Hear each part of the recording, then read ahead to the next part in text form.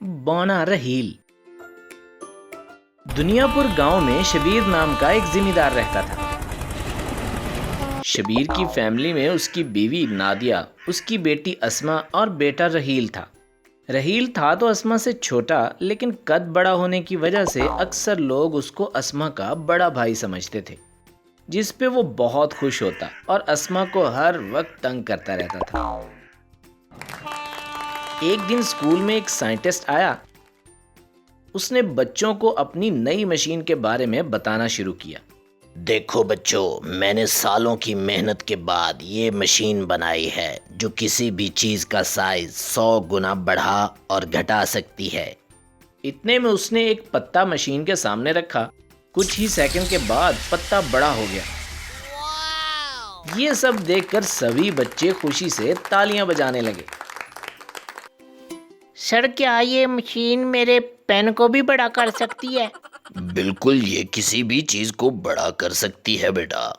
रहील मुस्कुराते हुए सोचने लगा। किसी भी चीज को? छुट्टी के वक्त रहील अस्मा से बोला, सुनो अस्मा, मेरे पास एक प्लान है। कैसा प्लान? क्यों ना इस साइंटिस्ट की मशीन से मैं खुद को बड़ा कर लूं। बोर हो गया हूँ छोटा रह रह के। तुम मेरे साथ खेलते नहीं हो तो मैं तुम्हारी मदद क्यों करूं? और वैसे भी तुम बड़े हो गए हो, अब मुझे मारोगे तुम। अरे नहीं, वादा, मैं तुम्हें नहीं मारूंगा और बड़ा होके भी तुम्हारे साथ जरूर खेलूंगा। सोचो, मैं बड़ा हो गया तो मैं तुम्हें साथ वाले गांव के मेले में भी लेकर जाया करूंगा। कितना मजा आएगा। ये सुनकर अस्मा खुशी खुशी मान गई। दोनों बच्चे चुपके से साइंस लैब में गए और मशीन से छेड़छाड़ करने लगे। मैंने सेटिंग्स कर दी हैं, तुम बस ये वाला बटन दबा दो। ये कहकर रहील मशीन के सामने खड़ा हो गया कि इतने में सीटी की आवाजें सुनाई देने लगी। अस्मा, जल्दी से बटन दबाओ। अस्मा ने जल्दी में घबराकर पता नहीं कौन कौन से बटन दबा दिए और खुद पास पड़ी टेबल के नीचे छुप गई। तो चौकीदार बाबा आया। ये लोग मशीन चलता ही छोड़ गया है। ये कहकर स्विच ऑफ कर दिया और अपनी धुन में मगन वहां से चला गया। अस्मा ने जब देखा तो रहील बिल्कुल छोटा हो गया था। ये देखकर अस्मा जोर जोर से हंसने लगी। ये क्या कर दिया तुमने? पागल लड़की, मुझे जल्दी से बड़ा करो। कितने क्यूट लग रहे हो तुम। आवाजें सुनकर चौकीदार बाबा फिर से आ गए।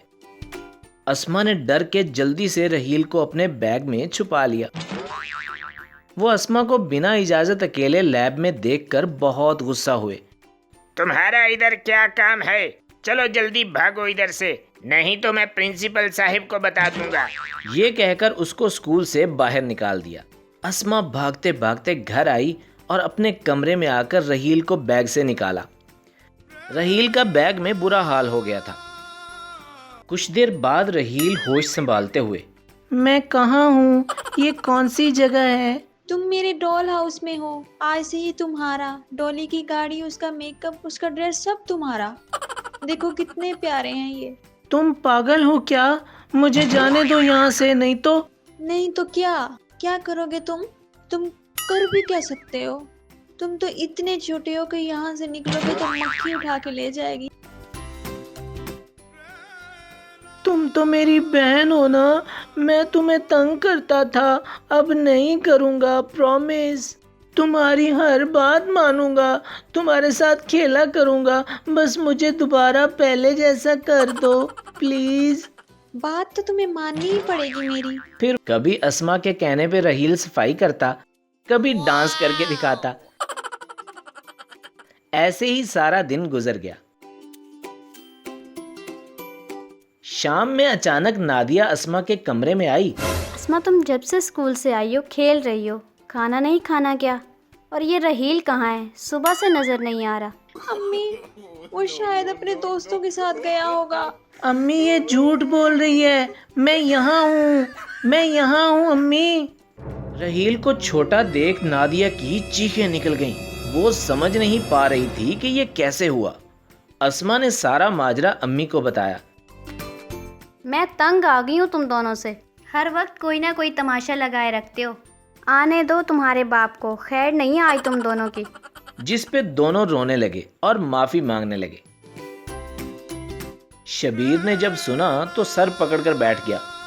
माँ बाप को परेशान देख दोनों बच्चों ने वादा किया कि अब वो कोई शरारत नहीं करेंगे। अगली सुबह स्कूल पहुंचे और सारी बात प्रिंसिपल को बताई। प्रिंसिपल ने फोन करके साइंटिस्ट को बुलवाया। फिर अल्लाह अल्लाह करके रहील वापस पहले जैसा हो गया।